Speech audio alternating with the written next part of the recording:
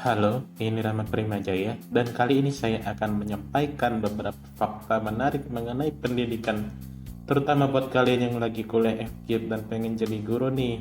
Tanpa berlama-lama, langsung saya sampaikan saja ya.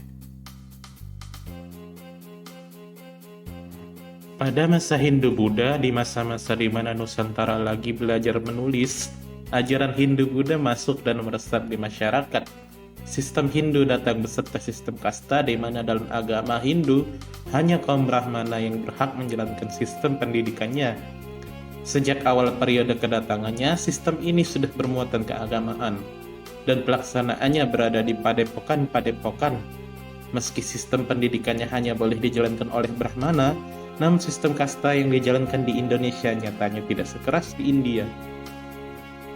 Adapun beberapa materi-materi yang dipelajari ketika pendidikan keagamaan Hindu-Buddha berlangsung, yaitu teologi atau ilmu agama, bahasa dan sastra atau ilmu kecakapan, ilmu-ilmu kemasyarakatan atau ilmu sosial, ilmu-ilmu eksakta atau ilmu perbintangan, ilmu pasti yaitu perhitungan waktu, seni bangunan, seni rupa, dan sebagainya.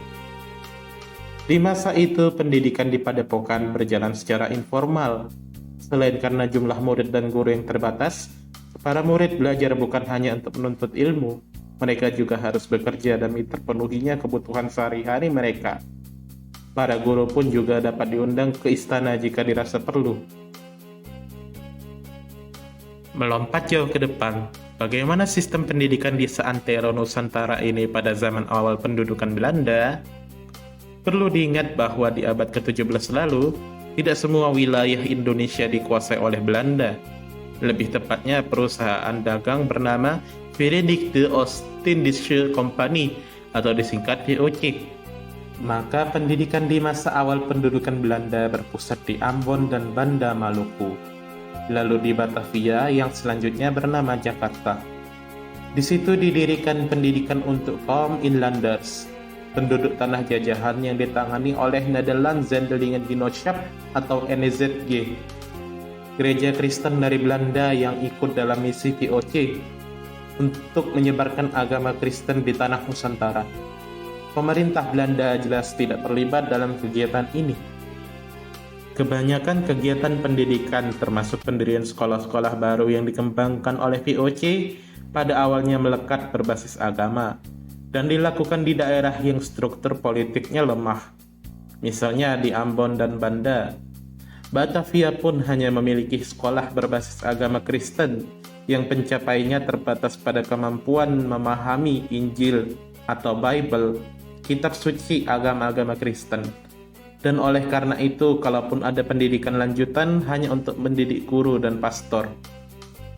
Perlu juga diketahui bahwa pada masa itu pendidikan tradisional sebenarnya sudah ada, terutama pendidikan berbasis agama Islam yang tidak tersentuh oleh VOC. Materi pendidikan lebih ditekankan kepada kemampuan untuk menulis, berhitung, dan membaca dalam bahasa Melayu yang menjadi bahasa perdagangan sehari-hari pada masa itu. Lompat lagi jauh ke depan, kita sampai pada masa di mana Indonesia sudah merdeka. Namun guru sebagai pahlawan tanpa tanda jasa masih jauh dari sejahtera. Lantas mengapa undang-undang ini menjadi tonggak sejarah profesi guru di Indonesia? Ianya karena undang-undang tersebut memperjelas kedudukan guru dan dosen sebagai tenaga profesional.